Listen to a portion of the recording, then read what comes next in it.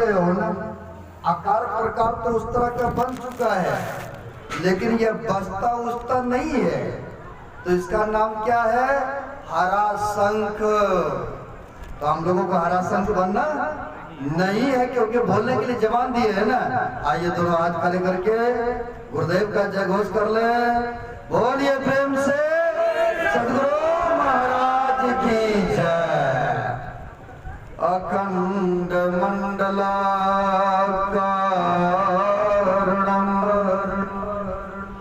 व्याप्तं येन चराचरं तत्पदं दर्शितं येन तस्मै श्री गुरुवे नमः। परम गुरुवे नमः। परापर गुरुवे नमः। परमात्मा गुरुवे नमः। आत्मा गुरुवे नमः। आदि गुरुदेव अनादि गुरुदेव अनंत गुरुदेव अखिल गुरुदेव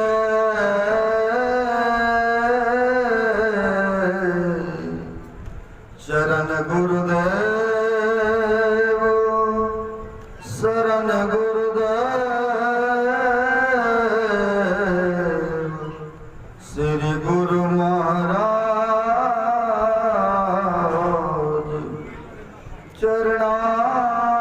चरणारविंदो नमो नमोस्तुते।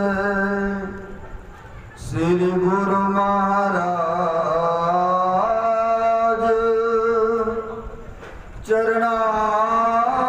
चरणारविंदो नमो नमोस्ते। मेरा मुझ में कुछ नहीं, जो कुछ है गुरु तोर। तेरा तुझको सौंपता क्या लागत है प्रभु मोह। प्रातः स्मरणीय अनंत श्री भविष्यत कन कन में जन जन में विराजित जग उद्धारक जग कल्याणकारक ऐसे महापुरुषों के पाद पद्मों में बारंबार नमन है। मंचासीन तीर्थों को भी पावन करने वाले मंचस्थ पूज्य साधु चरण, उपस्थित सद्गुरु के सद्भक्तगण सबों को नमन है। यह संत मत सत्संग का यह गुरुओं के नगरी में अमृत शहर में श्रद्धे डॉक्टर अशोक बाबू ने यह संत मत सत्संग का आयोजन रखा है। सो परिवार ने बड़े ही पुण्यात्मा है, बड़े ही भाग्यशाली है, जो कि धर्म का कार्य इन्होंने साधु महात्माओं को बुला करके करा रहे हैं। अभी हम आप सुन रहे थे संत महापुरुषों के मुखारविंद से नवधा भक्ति के संबंध में।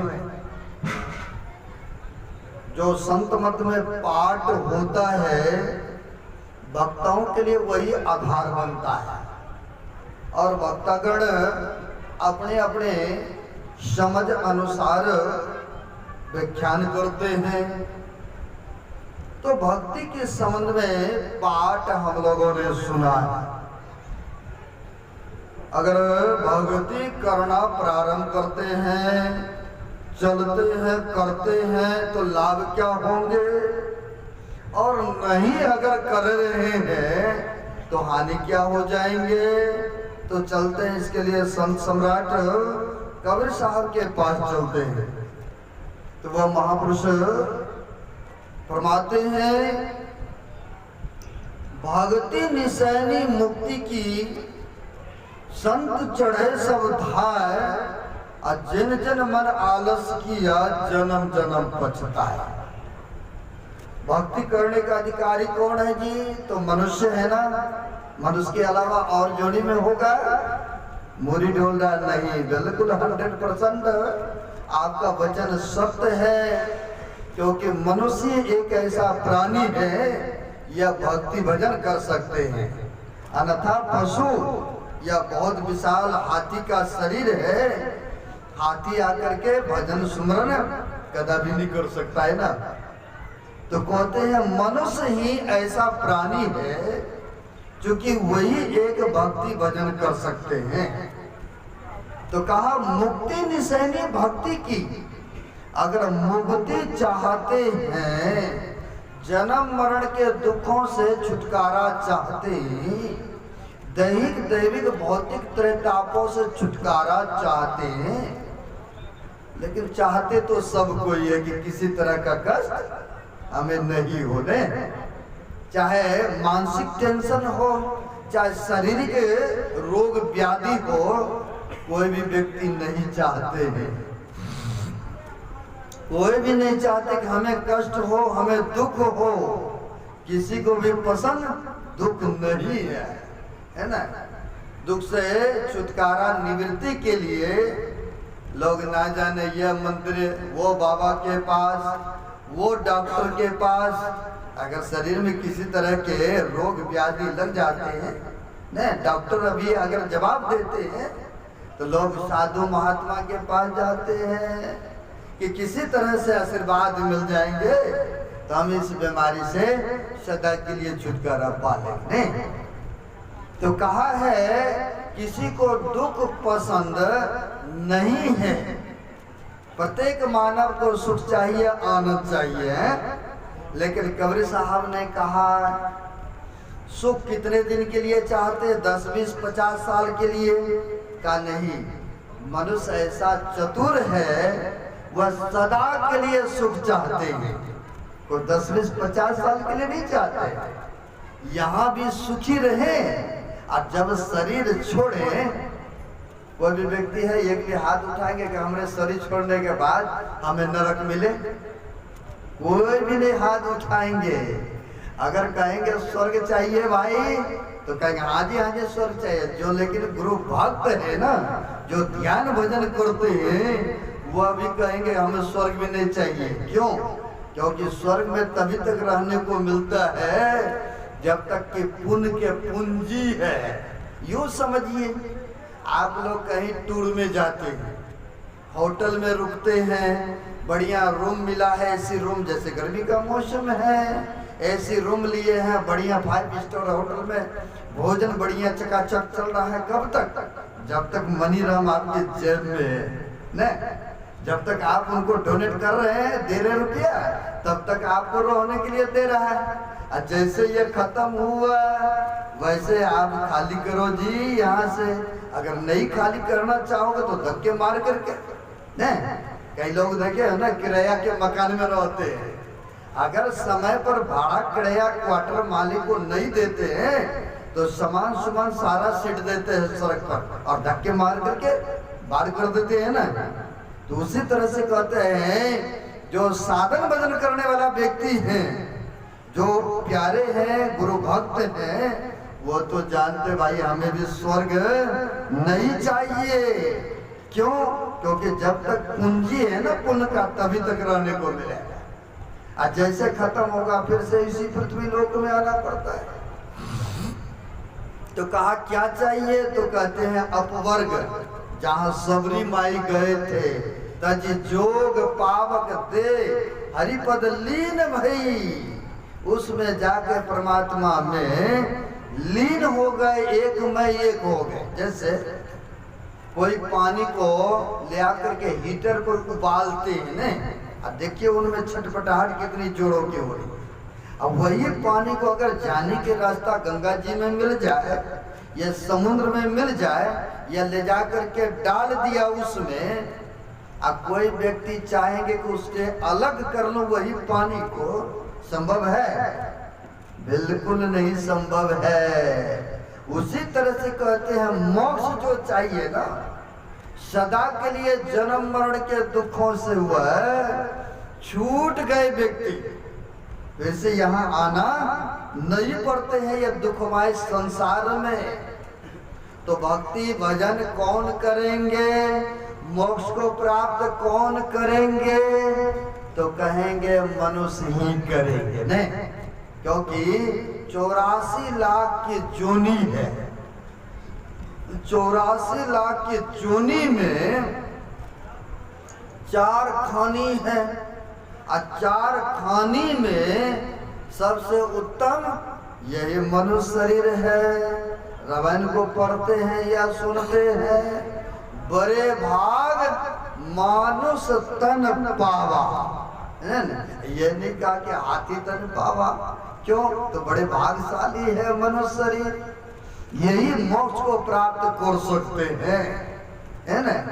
तो कहा अगर मनुष्य शरीर पा करके अगर भजन ध्यान सुमरन करेंगे तो अवश्य कहता उनको एक ना एक दिन मोक्ष मिल जाएंगे। आप कहेंगे अच्छा जी मोक्ष मिलेंगे, तो मोक्ष मिलेंगे कहा है हमारे गुरुदेव ने, एक जन्म के बात नहीं है, कोई बात नहीं है। इस जन्म में संस्कार बना लो। गुरु महाराज के प्रवचन पढ़े होंगे या सुने होंगे, गुरु महाराज ने कहा इस जन्म में अगर संस्कार बन गया तो यह संस्कार शरीर छोड़ने के बाद यह नहीं है कि मिट जाएंगे, खत्म हो जाएंगे, ऐसा नहीं है। जहां से भक्ति भजन करना बंद किए थे, यह शरीर 5 तत्वों का बना है न, चित जल पावक गगन समीरा, अब पंच रचत यह अधम शरीरा है। ये बात तो बाली से कहा था ना, जब तारा उनकी पत्नी रो रही थी, भगवान राम ने कहा ये तो 5 तत्वों का बना है शरीर, 5 तत्वों में समा गए, ये सदा रहने वाला भी नहीं है। कहा जब सदा रहने वाला नहीं है तो इसके लिए हम क्यों व्याकुल, क्यों एगर बेगर, क्यों व्यस्तता रखें? तो कहा इस शरीर में रह करके जो प्राणी भक्ति भजन करना प्रारंभ कर दिया और शरीर बीच में छूट गए तो कोई बात नहीं है। जैसे हम लोग बचपन से लेकर अब तक में कितने वस्त्र को बदले होंगे न, याद भी नहीं होगा, 10, 20, 50। एक भक्त के पास गए तो उन्होंने, मैंने देखा रूम में रहने के लिए दिया, बेड लगा हुआ था, मैंने देखा हैंगर में इतने सारे कपड़े रंग बिरंग के। मैंने पूछा ये आपके कपड़े हैं? इतने 10-15 सेट के हैं कपड़े। बोला महाराज जी हाँ, ये तो गुरु महाराज की कृपा है, आप सबों को कृपा। मैंने कहा है तो 15 सेट है। बोला ये क्या देख रहे, बेड में अभी पड़ा है महाराज जी। मैं तो वाह भाई इतने सारे कपड़े, हम लोग 2, 4, 5 वैसे 10 रखते हैं। बोला जो कपड़ा यहाँ है यहीं रखता हूँ, और जब घर जाता हूँ तो घर में भी टंकर भरा है कपड़े से। यानी बचपन से लेकर के हम लोग कितने वस्त्र को छोड़े पहने और आगे कितने पहनेंगे ये भी गिनती नहीं है हम लोगों को न। उसी तरह से कहते ये शरीर बना है, एक दिन मिट जाना है, लेकिन इनमें जो रहने वाला है, जो हम रह करके भजन सुमरन कर रहे हैं, यह नहीं मिटेंगे, यह 7 जन्म जन्म जाएंगे, क्योंकि भक्ति का संस्कार कभी यह नीचे के जोनी में जाने नहीं देंगे। महापुरुषों ने कहा है जो भक्ति भजन करना प्रारंभ कर दिए और शरीर छूट गए तो कई कहते हैं कि कहीं उनका नरक में तो नहीं बसा हो गए। तो एक संतों ने कहा है, सोना काई ना लगे, लोहा घुन ना खाए, अब भला बुरा जो शीश हो अब कबो नरक जाए। कहते हैं चाहे जैसा भी है जो भी हूँ प्रभु वो तो आप ही का ना है? पहले ज्ञान नहीं था, न जाने क्या खाते थे, न जाने क्या पीते थे, न जाने क्या क्या कर्मों को अपनाए हुए थे। और जब ज्ञान हुआ तो हम लोग उससे वर्जित हो गए, छोड़ दिए उन प्रपंच को। यहाँ पर बैठे हैं शराब नहीं पीते हैं, लेकिन पहले अगर यह सत्संग का ज्ञान नहीं होगा तो न जाने शराब भी पीते होंगे, न जाने मांस मछली अंडे भी खाते होंगे। लेकिन जब साधु संगति किए, सत्य सत का ज्ञान हो गए तो आपने छोड़ दिया, शुद्ध शाकाहारी बन गए, यानी वैष्णव बन गए। और जब वैष्णव बन गए तो भक्ति भजन करना भी तो प्रारंभ कर दिया। और जब करना प्रारंभ कर दिए तो कहते हैं भला बुरा जो शीश हो कबो नरक जाए। कहते हैं जो भी है जैसा भी अंतिम घड़ी में भी मेरे चरण में तो आ गए ना, ऐसे भक्त कभी नरक में नहीं जाते हैं। उदाहरण में कहते जैसे सोना में काई नहीं लगा करते हैं, लोहा को घुन नहीं खाते हैं। अब उसी प्रकार से जैसा भी है गुरु के छत्र छाया में आ गए तो भक्त कहते नरक में नहीं जाएंगे। लेकिन सच्चा बीज, एक जगह कबीर साहब ने कहा, भक्ति बीज बिन सै नहीं, जो जुग जाए अनंत, ऊंच नीच घर जन्म ले तो संत को संत। कहते भक्ति का बीज जिसके अंदर में पड़ गया ना, वह कदापि विनाश नहीं होने वाला है। किसी भक्त ने गोस्वामी तुलसीदास जी महाराज से पूछा कि प्रभु भक्ति सुमरण करते करते ना जाने मन में तरह तरह के बातें उठते हैं, ना जाने कई बार ऐसे अपकर्म भी हो जाते, अशुभ कर्म भी हो जाते हैं, और कहीं बीच में ही शरीर छूट गए तो वैसे प्राणी को, वैसे जीव का क्या दशाएं होंगे प्रभु, थोड़ा बताने की कृपा करें। ये पूछते हैं किनसे? तो गोस्वामी तुलसीदास से, किसी भक्त ने। तो तुलसीदास जी महाराज ने कहा देखो, किसान लोग खेती का काम करते हैं, बीज डालते हैं जमीन में है, बीज को जब डालते हैं तो बीज को जैसे तैसे जमीन के अंदर में डाल देता है और ऊपर से मिट्टी डाल देता है। और जब मिट्टी डाल देता है, किसी का मुंह जमीन के नीचे की ओर है, लेकिन अगर अच्छा सच्चा बीज है, बढ़िया बीज है, तो वह क्या करते हैं, वह अंकुर जो निकलता है वह जमीन के भीतर में नहीं जाते हैं, वह जमीन को चीरते फाड़ते आकाश की तरफ नहीं निकल आता है ना। आप लोग कोई बीज लगाते होंगे या वृक्ष लगाते हैं तो देखते हैं जैसे तैसे डाल दिए, लेकिन होता क्या है, मुंह बेशक उसकी नीचे की ओर हो झुका हुआ, लेकिन उनमें ऐसी क्षमताएं होता है, जमीन को चीरते फाड़ते आकाश की तरफ निकल आते हैं ना।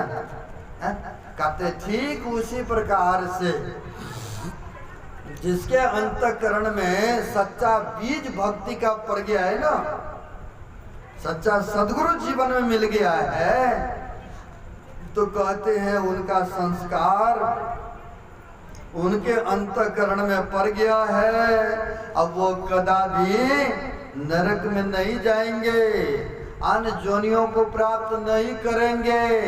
अब भगवान कृष्ण ने भी कहा है ना, कहा मेरा भक्त जब शरीर छोड़ते हैं ना, बहुत वर्षों तक ऊंचे स्वर्ग के सुखों को भोगते हैं। और स्वर्ग भी एक दो नहीं है, हमारे गुरु महाराज के पदावली में पढ़े होंगे या सुने होंगे, तो गुरुदेव कहते हैं 7 प्रकार के स्वर्ग है। अब देख लीजिए, जैसे पदवी होते हैं ना, नीचे ऊपर, ऊपर से ऊपर, ऊपर से ऊपर है, शासन एक दूसरे को करने वाले होते हैं ना, उसी प्रकार से कहते हैं 7 प्रकार के स्वर्ग है, लेकिन सदा के लिए वहां भी रहने को नहीं मिलता है। गुरु महाराज ने कहा है 7 स्वर्ग केर निवासी, दीप देव सब अमित विलासी, कोई न अस्थिर सभी बटोही, सप्त शांति की स्थिर होगी। कहते हैं जितने देवी देवता है ना वो भी स्वर्ग के वासी है, लेकिन उनका भी समय निर्धारित है। जो प्राणी यहाँ से जाते हैं तो कहते हैं वहां तब तक रहने को पहले बताया मैंने, जब तक पुण्य के पूंजी है तब तक, और उसके बाद आना पड़ता है। तो भगवान कृष्ण कहने को कृपा किए बहुत दिनों तक ऊंचे स्वर्ग को सुखों को भोगेंगे, पुनः इस पृथ्वी लोक में जन्म लेते हैं। किसी योगी के घर में जन्म लेंगे या किसी श्रीमान के घर में। योगी जैसे जहां पर के भक्ति भजन सुमरन होता हो, जहां पर परिवार अनुकूलित हो, सत व्यवहार होता हो, ऐसे खानदान में जाके जन्म होते हुए से जीव को। आप लोग देखते हैं ना, एक ही गांव में एक ही दिन जन्म लेता है, कोई गरीब के घर में जन्म लेता है बच्चा, और कोई जाकर के धनवान के घर में जन्म लेता है। कोई तो जन्म लेते सार देखिए कितने बढ़िया सुख सुविधा, एसी के हवा ले रहा है, खाना पीना रहना, गाड़ी में घूमना। ये किसी गांव में गरीब के घर में जन्म लिया है, बेचारा कपड़े के लिए भी तरस रहा है, पंखे की हवा के लिए भी तरस रहे हैं, कोई एसी का हवा ले रहे। ये भी तो कारण है ना, क्योंकि उसने वैसा कमाई किए थे प्रारब्ध में, इसलिए अच्छे घर में जन्म लिए। जन्म लेते सारे अच्छे, यानी श्रीमान के घर में जन्म लेंगे, धनवान के घर में जन्म होगा। अब फिर से जहां से भक्ति भजन करना बंद पड़ा था वहीं से करना फिर से शुरू करेंगे। इसलिए कहते भक्ति का संस्कार जिसके अंदर में पड़ जाता है ना, वो कभी विनाश नहीं हुआ करते हैं। इसलिए सच्चा बीज, सच्चा संस्कार अगर पड़ जाए ना, तो कहते हैं एक ना एक दिन मोक्ष दिला करके ही छोड़ेंगे। एक ना एक दिन मोक्ष दिला करके यह संस्कार छोड़ेंगे, है ना। इसलिए कहते हैं भक्ति निशानी मुक्ति की। अगर भक्ति करेंगे तो मुक्ति अवश्य मिल जाएंगे, अगर नहीं करते हैं तो कहा भक्ति निशानी मुक्ति की संत चढ़े सब था, जिन जिन मन आलस किया जन्म जन्म पछता। एक जन्म पश्चाताप नहीं करना पड़ेगा, कहते हैं जन्म जन्म पश्चाताप करना पड़ता है। कोई चाहते कि हमें जन्म जन्म पछताना पड़े, कोई चाहते कि जन्म जन्म दुख हमें उठाना पड़े, कोई भी नहीं चाहते हैं। इसलिए कहते हैं जन्म जन्म पश्चाताप नहीं करना पड़े। तो इसीलिए संत महापुरुष समय समय पर सोए हुए को जगाने के लिए आते हैं। आप कहेंगे ऐसा होता है। एक संत हो गए काशी में, संत पलटू साहब। ये तो परंपरा संतों की रही है। यह भारत देश ऐसा है, इसको ऋषि प्रधान देश कहा गया है। इसको ऋषि प्रधान देश कहा गया है। कैसे? तो जैसे देखिए हम लोग गुरुओं की नगरी में हैं, कहाँ तो यहाँ पर देख लीजिए यह गुरु की नगरी है, गुरु नानक देव जी की नगरी है। यहाँ पर हम लोग गुरुओं की नगरियों में हैं। इसी तरह से यह भारत ऋषि प्रधान देश कहा गया है। जितने यहाँ पर संत महापुरुषों का अवतरण हुआ है, इतिहास नहीं बता रही है कि अन्य देशों में ऐसा संतों का इतना सारा ऋषियों का अवतरण हुआ है। ऐसा जगह देखने को नहीं मिलता है। इसलिए हमारे भारत देश को ऋषि प्रधान देश कहा गया है ना। ये ऋषि प्रधान देश है भारत। तो कहते हैं संत पलटू साहब जो काशी के संत हुए, उनको दया आ गए जीव पर। जब दया है तो उन्होंने लोगों के पास जा जा करके पैर पकड़ने लग गए। देखिए संत कितने कृपालु दयालु होते हैं। उन्होंने कहा, ए प्राणियों, ए भक्तों, भजन सुमरन जल्दी करो। कहा उन्होंने, भजन यात्री कीजिए, और बात में देर, और बात में देर। जगत में जीवन है थोड़ा, मानुष तन धन जात, गोर धरि करो निहोरा। अब देखिए कहते हैं मैं पैर पकड़ता हूँ, गोर धरि करो निहोरा। वैसे तो भोजन करेंगे आप, तो आप ही की क्षुधा शांत होंगे न, लेकिन एक दूसरे को होता कि नहीं, भूखे थे प्यासे थे, वो भी खाए पिए तो संतुष्ट, दूसरे को थोड़ा सा सुख मालूम पड़ता है। बेचारा कई दिनों के भूखे प्यासे थे, हैं, चलो भोजन मिल गया, पानी मिल गया, आनंद से वह तृप्त हो गए, दूसरे को थोड़ा सा संतुष्टि हुआ करते न। उसी प्रकार से संत महापुरुषों ने भजन सुमरन करके अपने आप को तो मोक्ष प्राप्त कर ही लिया, लेकिन उनको दया आ गए तो उन्होंने पैदल चल करके कष्टों को झेल करके कहते भजन यात्री कीजिए, भजन जल्दीबाजी करो, और बात में देर, और बात में देर लगा दो। कहते और बात में देर लग जाए तो लग जाए, लेकिन भजन ध्यान जल्दी कर लो भाई। क्यों ऐसा कहा? क्योंकि साथ में जाने वाला यही है, अन्यथा और कुछ जाने को नहीं है ना। इसलिए कहते हैं भजन जल्दीबाजी कर लो, सुमरन भजन करोगे तो यही साथ में जाएंगे। इसलिए महापुरुषों ने कहा गोर धरि करो निहोरा, कांच महल के बीच में पवन पंछी एक रहता, और 10 दरवाजा खुला उड़न को नित उठी चाहता। अब भज लीजिए भगवान को, आए में भल है अपना, आवागमन छुटे, मिटे जन्म की कल्पना, पलटू अटक न कीजिए, घर 84 फेर, अब भजन यात्री कीजिए और बात में देर। कहते हैं ये कांच महल है, जैसे मिट्टी का बर्तन बनाते हैं ना, अगर उसको नहीं पकाया जाए, अगर बारिश हो गए तो पानी पड़ते सार देखिए गल करके वह मिट्टी हो जाती है ना। उसी तरह से यह शरीर भी महापुरुष कहते हैं ये कांच महल के समान है ना। कब यह विनश जाएगा इसका कोई पता नहीं है। इसलिए कहते भजन यात्री कीजिए, यानी भजन भक्ति जल्दीबाजी कर लो, यही साथ में जाने वाला है। कहते 10 दरवाजा खुला उड़न को नित उठी चाहता।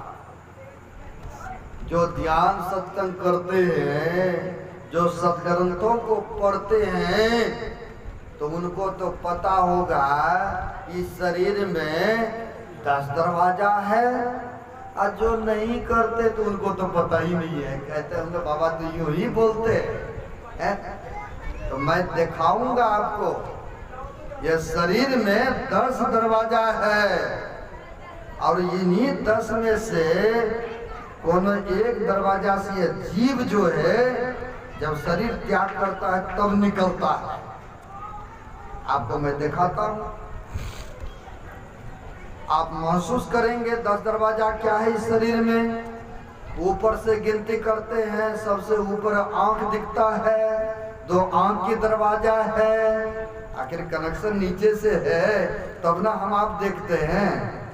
आज जिस किसी प्राणी का अगर शरीर छूटता, आंख से जीव निकलता है ना, तो देखे होंगे आंख खुले खुले छोड़ जाते हैं, नहीं महसूस हो रहा है।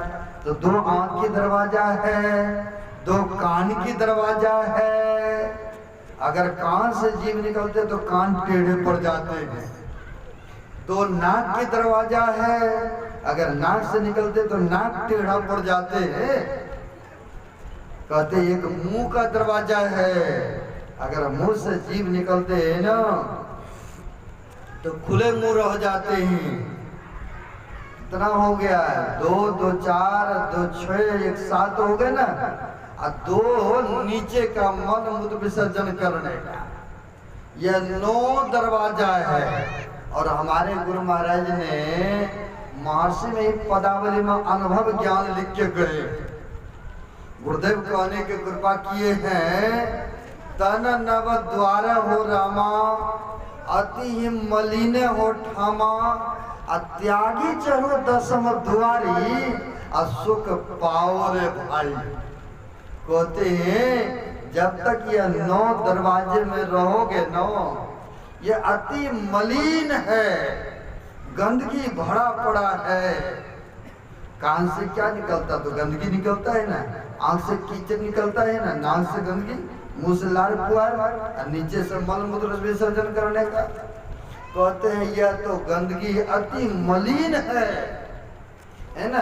तो कहते फिर त्यागी चरु 10म द्वारी, सुख पाओ रे भाई।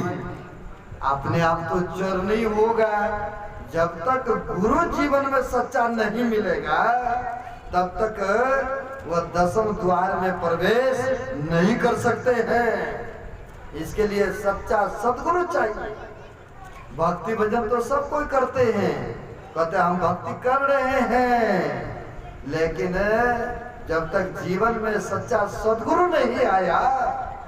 तो पहले जमाने में क्या चलता था, चिट्ठी चलता था ना, आजकल तो मोबाइल है। अब मोबाइल से तुरंत 1 मिनट में विदेश से भी खबर ले लेते हैं ना। आज से 10-15 साल पीछे चलेंगे, जब कहीं किसी का खबर लेना होता था ना तो चिट्ठी भेजते थे। चिट्ठी 15 दिन महीना दिन में आते थे, और तब जाकर के कहीं एक दूसरे का हाल समाचार का पता चलता था ना। तो दोनों जगह का पता होता था। लेकिन भक्ति भजन तो करते हैं सब कोई अपने मन से, और जीवन में गुरु धारण नहीं किए हैं। और चिट्ठी पर चिट्ठी लिखते जाएंगे, बहुत बड़ा कागज लिख डाले, अगर उसमें पता ही नहीं हो तो कभी पहुंच जाएंगे चिट्ठी, कभी पहुंचेगा। या दूसरा उदाहरण ले लीजिए, ट्रेन पर बैठ गए लेकिन स्टेशन का पता ही नहीं है तो कहाँ उतरेंगे, कहाँ जाएंगे, पता चलेगा कभी? परेशानी के अलावा और कुछ नहीं मिलेगा। तो इसलिए पता किसको मालूम है? जिसने पता कर चुका है साधन भजन के द्वारा, उनको पता मिल चुका है। और जब उनको पता मिल चुका है, जब उनके पास जाएंगे तब ना आपको भी पता मिलेगा। जब पता मिलेगा, जब पता चिट्ठी पर लिख करके भेजेंगे तो फिर देखिए किस स्थान पर पहुंच जाएंगे। और जब पता ही नहीं होगा तो घूम करके वापस आप ही के पास आएंगे। कहने का भाव हुआ, भक्ति भजन तो सब करते हैं, लेकिन वही है बिना पता के करते हैं। जीवन में सद्गुरु नहीं मिला तो बिना पता के चिट्ठी लिख रहे हैं। इसलिए कहते हैं सच्चा सद्गुरु जीवन में चाहिए। जैसे माता सवरी को किसने पता बताया? आपको पता होगा, उनका गुरु थे मतंग ऋषि। पता बताने वाला गुरु चाहिए। तो माता सवरी को पता बताने वाला मतंग ऋषि हुए। अब उनके कहे अनुसार भजन ध्यान किए, भजन सुमरन किए। और जब भजन सुमरन करते करते देखा अंतःकरण पवित्रमय हो गया माता सबरी का, तो माता सबरी से कह गए, गुरुजी ने जब शरीर छोड़ने लग गए तो कह गए थे कि देखो तुम इसी कुटिया में रहना और भगवान श्री राम आएंगे। अब देख लीजिए, जन्म भी नहीं हुआ था और तभी कह गए थे उनके गुरुजी ने कि तुम इसी कुटिया में रहना। आया है कि 1400 वर्ष तक माता सबरी ने प्रतीक्षा करते रहे भगवान राम का। 1400 वर्ष। अब देख लीजिए, उनके गुरुजी कह गए थे कि तुम इसी में रहना, जब आएंगे दर्शन देंगे और तब जाके तुम शरीर का परित्याग करना। गुरु के वचन पर पूर्णतः विश्वास, श्रद्धा है। गुरुजी ने जब शरीर छोड़ दिए, जब चले गए, तो देख लीजिए दूसरे साधु महात्मा थे और कितना कष्ट देने लग गए, क्योंकि नीचे जात की थी ना, भिलनी थी ना। जिस सरोवर से, जिस नदी से माता सबरी जल लाया करती थी, तो जो आम साधु महात्मा थे वो भी लाते थे। पहले तो कोई बात नहीं था जब गुरुजी थे, क्योंकि गुरुजी का भय था। जब शिष्य सेवक रहते हैं गुरुजी के आज्ञा में, तो भय डर लगा रहता है। या देख लीजिए, विद्यार्थी है, गुरुजी के समक्ष में रहते हैं और गुरुजी के कहे अनुसार चलते हैं, तो देखिए एक दिन योग हो जाते हैं ना। और जो विद्यार्थी गुरु के वचन पर विश्वास नहीं करते हैं, जो गुरु का आज्ञा का मानते नहीं हैं, तो वही विद्यार्थी फेल होते हैं परीक्षा में। अब देख लीजिए, जब तक गुरु मतंग ऋषि रहा तब तक कोई जाति भाव, कोई द्वेष नहीं था। और शरीर छोड़ा, और छोड़ने के बाद माता सबरी से जाकर के कुछ ही दिनों में सब साधु महात्मा कहने लग गए कि तुम पानी से सरोवर से नहीं ले सकते हो। तो कहेंगे क्यों नहीं ले सकते हैं जी? कहा तुम नीचे जाति के हो, इसलिए हम तुम्हें पानी अब लेने नहीं देंगे। कहा ठीक है जी, नहीं लेने देंगे, कोई बात नहीं, हम दूर से ले आएंगे। लो, कहा है अगर दूसरे को दुख दे करके अपना सुख चाहते हैं तो संभव नहीं है। एक संतों ने कहा है, कर भला हो भला, भला करके देख लो, अगर बुरा हो बुरा, बुरा करके देख लो। अगर हम किसी को उपकार करेंगे ना, वो परमपिता परमात्मा बैठे हैं, हमरे ऊपर वह सुख प्रदान करेंगे। अगर हम किसी को कांटा बिछाएंगे और हम चाहेंगे पैर फूलों पर रखें, संभव नहीं है ना। इसलिए कहते हैं जीवन को खुशहाल चाहते हैं ना, तो परोपकार करना सीखो, दूसरे को भला करना सीखो, दूसरे को अच्छी शिक्षा देना सीखो। लेकिन आजकल के बहुत ऐसे देखने को मिलता है, परोपकार तो बहुत दूर के बात है, अच्छा ज्ञान भी नहीं देंगे। शरीर से हेल्प करना या 2 रुपया दे करके हेल्प करना, ये तो बात की बात है, लेकिन शिक्षा भी अच्छी नहीं देते हैं लोग, है ना। लेकिन कहा है जो दूसरे को उपकार करते तो परमात्मा की कृपा उनके ऊपर बना रहता है, इसलिए परोपकार करना चाहिए। दूसरे को अच्छा रास्ता दिखाना, बताना चाहिए, यह मनुष्य का मनुष्यता है, यह कर्तव्य है ना। अब यहाँ पर कहा तुमको हम जल लेने अब नहीं देंगे। कहा कोई बात नहीं है, नहीं लेने देंगे तो हम दूर से ले आएंगे। लेकिन यहाँ पर दूसरे को कष्ट दे करके अपना सुख चाहते थे, तो हुआ क्या? जिस सरोवर से वो साधु लोग और भी महात्मा जटाधारी लोग पानी लाते थे, तो कुछ ही दिनों में वो सड़ गए, पानी गंदा हो गए, जल गए, पानी सड़ गए, गंदा हो गए। अब उसमें भरने लायक भी नहीं रहा, पीने के नहाने के बाद की बात है, पानी सड़ गया, अब उनको भी दूर से लाना पड़ने लगे, पानी उनको भी दूर से लाना पड़े।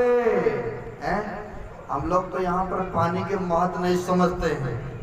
अभी ही 15 तारीख को आया और 7 तारीख को गए थे पालमपुर जिला, जोधपुर से भी आगे राजस्थान। 1 सप्ताह 8 दिन का सत्संग प्रोग्राम था, दीक्षा का कार्यक्रम। वहां गए, वहां के भक्तों ने कहा साल में मात्र 4 महीने ठंडी के दिन में पानी आते हैं, और दूर से पानी ले आकर के घर घर देखने को मिला। कुआं पहले जमाने में होते थे ना, जमीन के अंदर में कुआं बनाते थे हैं? बोला पाइप ले आकर के इसमें डालता हूँ पानी और यही पानी पीता हूँ पशुओं को, क्योंकि हमें भी पीना पड़ा। ऐसा देखने को मिला है ना। तो वहां पर ये स्थिति है, सुबह में पानी आता है 4 महीने, वही पानी से पीना, भोजन बनाना, पशुओं को पिलाना। खेती तो बाद के बाद, वो तो रब के भरोसे होते हैं। बारिश होंगे तो बजरा बीजेंगे, अंडी की खेती करेंगे। ऐसा वहां के भक्तों को देखने को मिला। तो कहने का भाव है, पानी वहां पर साधु बाबा जो लेने से मना किया तो वो सर गए पानी, उनको भी दूर से लाना पड़े। अब दूर से उनको भी लाना पड़े तो भगवान श्री राम एक दिन घूमते घूमते घूमते आ गए कहाँ, तो माता सबरी की कुटिया। अब साधु महात्मा सब सोच के हैरान है कि इतने अच्छा सुंदर मेरा कुटिया है, तो मेरे पास क्यों नहीं आए भगवान? चले गए वो टूटी फूटी घास के घर में, उसके घर में चले गए, वो भी जात के नीचे हैं। लेकिन भगवान के दृष्टि में केवल भक्ति से ही नाता होते हैं। जाति पाति धन दौलत से कोई मतलब उनको नहीं होते हैं, है ना। एक संत पलटू साहब ने कहा है, साहब के दरबार में, साहब मतलब होता परमात्मा, कहा साहब के दरबार में केवल भक्ति प्यार, केवल भक्ति प्यार, साहब भक्ति में राजी, तजे पकवान दासी सुध भाजी, जप तप नेम आचार करे बहुत तेरा, खाए सबरी के बैर, ऋषि मुनि सब रोए। किन यज्ञ युधिष्ठिर बटोरा सकल समाजा, अब मर्दा सबका मान, सोपच बिना घंट न बाजा।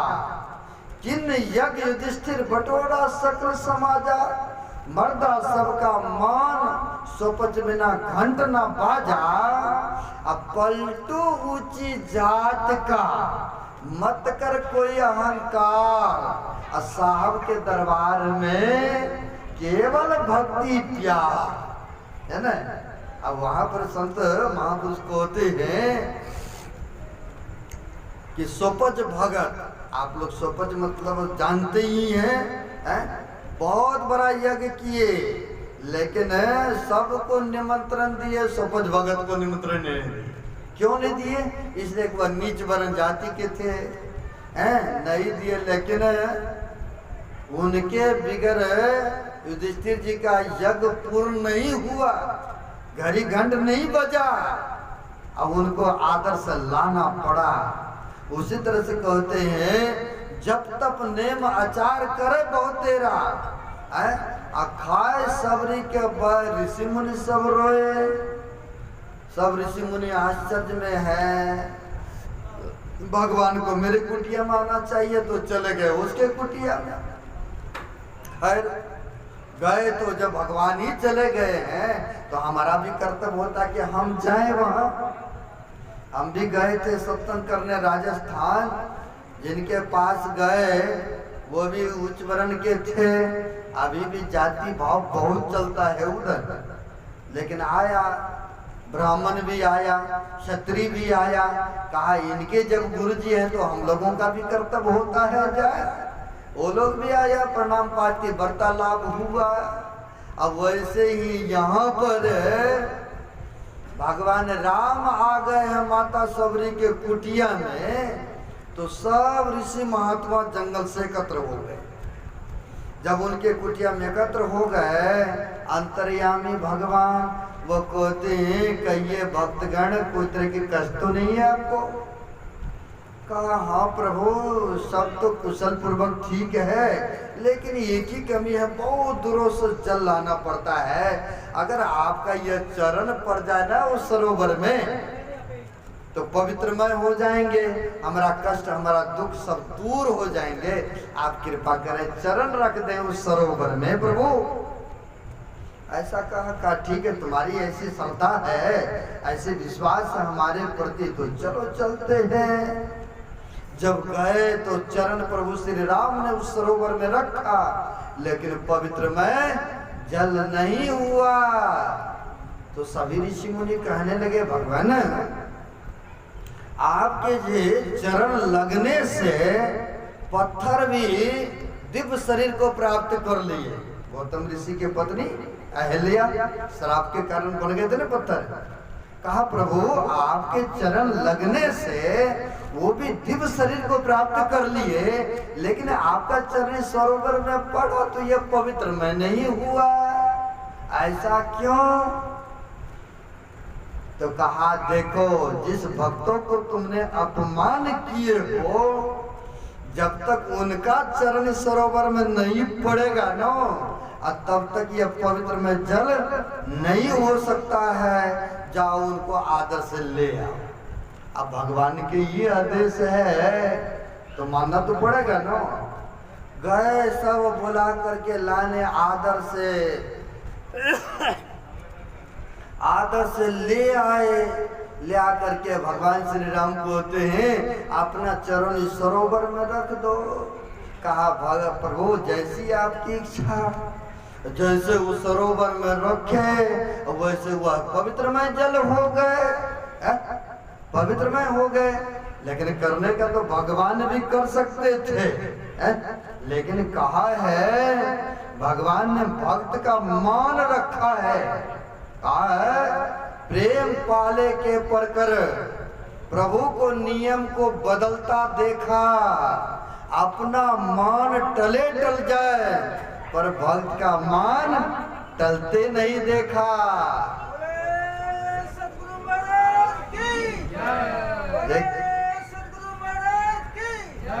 अब देखिए भक्तों का मान कैसे रखते हैं। तो कहने का भाव है भगवान का जो भक्त होता है ना, भगवान को नियम को परिवर्तन करना पड़ता है और भक्त को उजागर करते हैं। आए ही नहीं, माता सबरी का आपका पता ही है, फल लाया करती थी जंगल से ना, देखती थी खा खा करके कि यह फल मीठा है, कहीं यह फल कहीं खट्टा ना निकल जाए, चिक चिक के काट करके देखती थी खा खा करके, और ला करके भगवान श्री रामाय कुटिया में काटा हुआ फल खाए बड़े आदर से। लक्ष्मण भैया को भी दिया खाने के लिए, लेकिन उन्होंने सोचा इनके मुंह का काटा हुआ एक नीच वर्ण के हैं, इनका काटा हुआ मुंह का कैसे हम खाएं? ले तो लिया लेकिन फेंक दिया। हुआ क्या, जब मेघनाथ में इनमें जब युद्ध हुआ, मेघनाथ का जब शक्ति बाण लगा तो सुषेण वेद ने, हनुमान जी ने ले आया था ना लंका से उठा करके घर समेती, अब ले आया तो कहा संजीवनी बूटी, लक्ष्मण बूटी, ये बूटी मृत्यु जीवनी बूटी कहाँ पर? धौलागर पर्वत पर फेंक जो दिया था ना फल को, अब वही फल उसकी जीवनी बूटी बन चुके थे।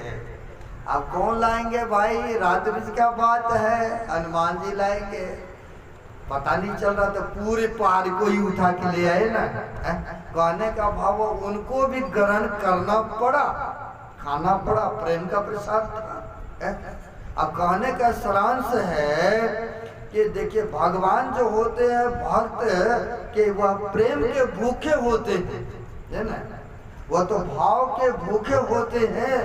इसलिए हम लोगों को यह सुंदर सा शरीर मिला है। सदगुरु को चाहते प्रसन्न करना, चाहते उनकी कृपा बनी रहे, तो उनके अनुसार अगर भक्ति भजन सुमरण करेंगे तो प्रसन्न होंगे, होते हैं।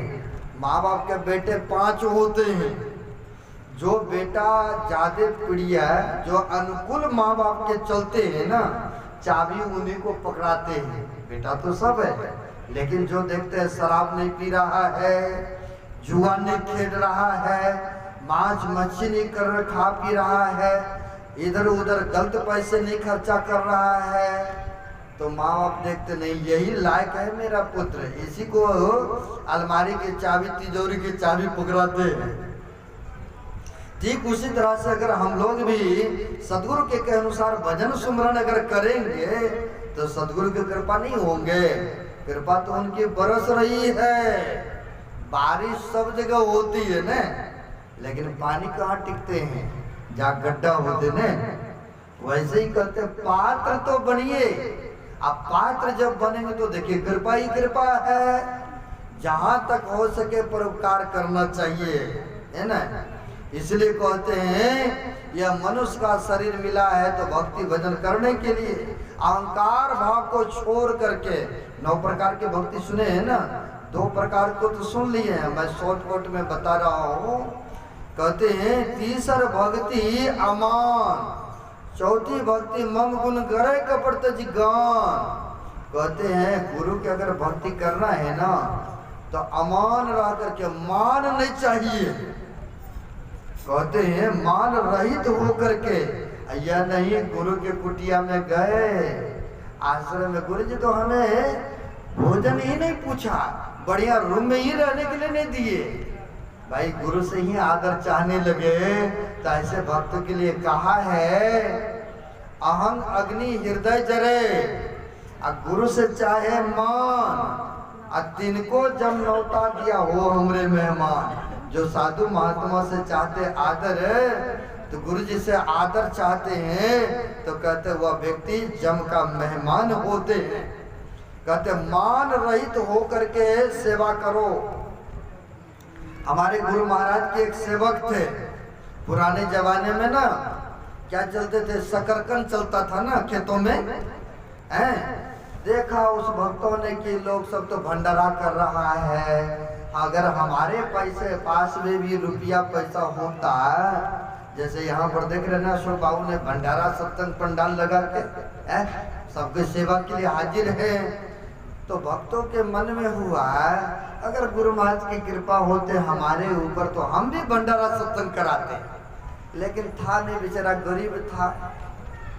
मन में हुआ कि कुछ देना चाहिए, तो उस समय पुराने जमाने में शकरकंद खेतों में होते थे। उन्होंने सोचा अपने खेतों का शकरकंद लेकर जाते बढ़िया बढ़िया, और गुरु महाराज को दे देंगे, भंडारा में चलाएंगे, सबको इसमें दाल में ब्रिक ब्रिक करके डाल देंगे और सब के भंडारा हो जाएंगे। ऐसा सोचा, आया कुछ कपड़े में डाल करके बांध लिया, आया गुरुदेव के कुटिया में। जब सो शरीर में थे, ये सच्ची घटना, आप पुस्तक पढ़ेंगे तो आपको मिला होगा। आया वो भक्त, आया तो गेट के अंदर एंट्री हुआ, अब गुरु महाराज के रूम की तरफ जब जाने लगे तो हमारे जैसे सेवक लोग थे पास में, कहाँ भक्त जा रहे हो, ये मैले छेले कपड़े में, फटे पुराने कपड़े में कहाँ जा रहे हो अंदर गुरु महाराज के पास, चलो चलो भागो यहाँ से, जाओ उधर जाओ। भगा दिए, लेकिन मन में हुआ मैं तो बड़ी श्रद्धा से लाया था, लेकिन यह स्वीकार हो सकता नहीं है, गुरु महाराज को नहीं स्वीकृति लेंगे, इसलिए हमें भगा दिए, फटकार दिए। लेकिन वह व्यक्ति आश्रम में ही घूमते फिरते रहे। अभी भी वेलचर रखा हुआ है भागलपुर कुप्पा घाट में, देखे होंगे। गुरु महाराज शाम के टाइम में वेलचर पर घूमते थे सगर चारे पांच, अब बहुत सारे भक्त उनके साथ में पीछे पीछे घुमा करते थे। तो वो भी भक्त जो शकरकंद आलू लेके आए थे, वो भी पोटरी को बांधे हुए थे और पीछे पीछे वो भी चल रहे थे।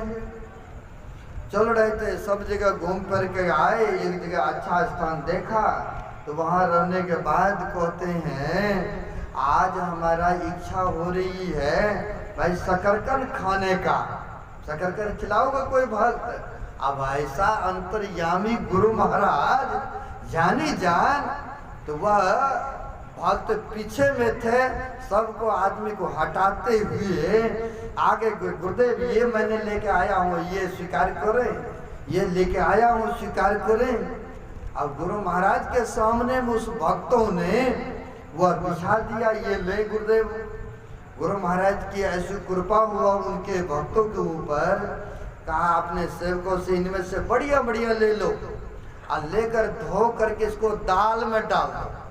भंडारा होते थे, दाल में ब्रिक ब्रिक करके डाल करके इनको घुमा देना, और इनकी जो है दाल में जब चले जाएंगे ब्रिक ब्रिक हो जाएंगे, और जितने व्यक्ति को परोसेंगे इनके तरफ से भंडारा हो गए। अब देखिए अंतर्यामी गुरु महाराज वो भक्तों का लाया हुआ भेंट स्वीकार करते हैं। जैसे भगवान राम ने माता सबरी का बेर खाए, फल खाए, वैसे हमारे गुरु महाराज भी अंतर्यामी भक्तों का मान रखते थे, है ना। अगर हम आप भी भक्ति भजन सुमरण करेंगे और गुरु का आज्ञा का पालन करेंगे तो गुरु जी की कृपा तो बरस रही है। पात्र बनने की आवश्यकता है? तो कहते मान रहित होकर के भक्ति भजन कीजिए, छल कपट निष्कपट हो करके। तो कहते मान रहित होके करेंगे तो कहते हैं कि यह भक्ति आपके दाखला होगी, आपकी स्वीकार करेंगे, है ना। तो कहते हैं चौथी भक्ति है ये मान रहित, पांचम भक्ति मंत्र जाप मन विश्वासा, और पंचम भजन सो वेद प्रकाशा। पांचवी भक्ति है मंत्र को जप करना, है ना। यह पांचवी भक्ति है जो गुरु से दीक्षा ले लिए हैं अब उनके अनुसार त्रिकाल संध्या करते हैं सुमरन भजन। यह पांचवी भक्ति हुआ है। मंत्र जाप मंदिर विश्वासा, पंचम भजन सो वेद प्रकाशा, यह पांचवी भक्ति हो गए। अक्षतम शील विरति बहुकर्मा, नित्य निरंतर सज्जन धर्मा। छठी भक्ति है इंद्रियों को दमन करना। यह नहीं कि मन जो कहा उसी के पीछे दौड़ने लग गए, यह भक्ति नहीं होता है। इंद्रियों को दमन कीजिए, मन जो कहे उसके कहे अनुसार मत चलिए, है ना। जो अंतर मन कहे, दो मन है। आप कहेंगे शरीर ये कहे, अब मन दो बता रहे हैं महाराज। एक पिंडी मन है, एक ब्रह्मांडी मन है। एक मन कहता कि चलो कर लो ये काम, कोई बात नहीं। अगर सोच करके देखेंगे अंतर आत्मा से जो आंतरिक मन है, ये कहेंगे नहीं नहीं ये गलत बात है। जिनकी ज्यादा जिधर खिंचाव है वो खींच के लेके चले जाते हैं। अब बाद में वही फिर पश्चाताप करते कि ऐसा नहीं करना चाहिए है? तो इसलिए कहते सोच विचार के कर्म करना चाहिए आदमी को, है ना। कहीं ये काम कर रहे हैं, कहीं इनके पीछे जो कर रहे हैं इससे अच्छा मैसेज आएंगे या गलत आएंगे। जो निर्णय करके कर्म करते हैं तो कहते हैं वही फिर सत्कर्मों को अपनाते हैं, सत्कर्म को करते हैं, है ना। तो कहते हैं इंद्रियों को दमन कीजिए, यह छठी भक्ति हुआ। सातम सम मोहि मैं जग देखा, मौते अधिकर संत कर लेखा। कहा है